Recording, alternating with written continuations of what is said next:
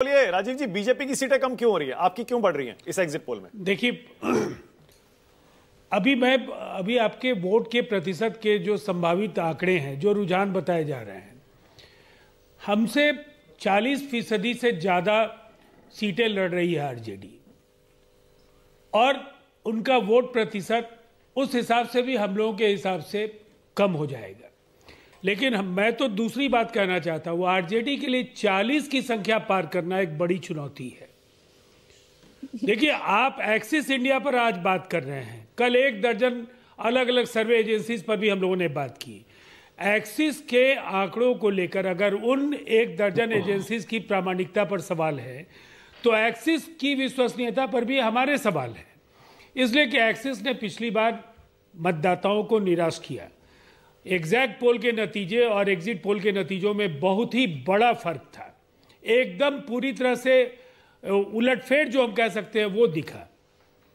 लेकिन इनके बावजूद अगर आप 142-43 सीटों पर लड़ रहे हैं और इन आंकड़ों को भी मान लिया जाए तो 24%, तो 40% तो हमसे ज्यादा सीटें आप लड़ रहे हैं। सबसे बड़ी बात क्या है, जो बिहार की जमीनी सच्चाई है, ये 80 से ज्यादा महागठबंधन के बढ़ने की कोई संभावना नहीं है और 40 के आसपास में आरजेडी को सिमट जाना चाहिए।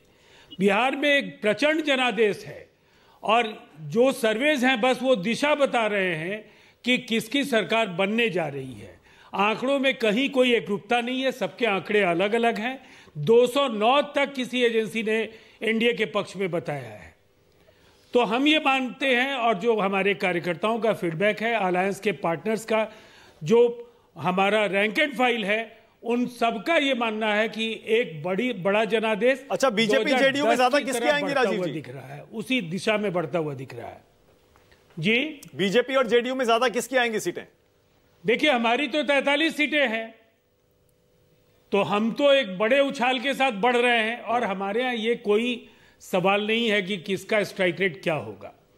सरकार एनडीए की बने और नीतीश कुमार जी की अगुवाई में जनता चाहती है कि एक बार फिर सरकार बने। कहीं कोई एंटी इनकम्बेंसी नहीं, जितना प्रचार इन्होंने किया प्रो इनकम्बेंसी की लहर थी, वो नीतीश लहर थी।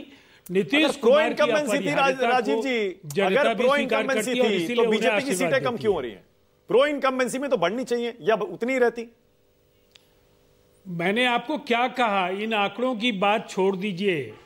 कई ऐसे आंकड़े हैं जो बीजेपी की सीटें बढ़ती हुई भी दिखा रहे हैं। अलग अलग एजेंसीज के अलग अलग आंकड़े हैं। हम पोल्स जो उनका जो औसत आएगा उसके आधार पर कह सकते हैं कि एक प्रचंड जनादेश एनडीए को मिलने जा रहा है। इसलिए कि एक्सिस इंडिया उन 1 दर्जन एजेंसीज में आज एक शामिल हो गया, 13वां दल शामिल हो गया या 14वां दल होगा, 14वां सर्वे एजेंसी होगी। सुकेश, ये बताइए, अगर ये सही हो रहा है, अगर बीजेपी की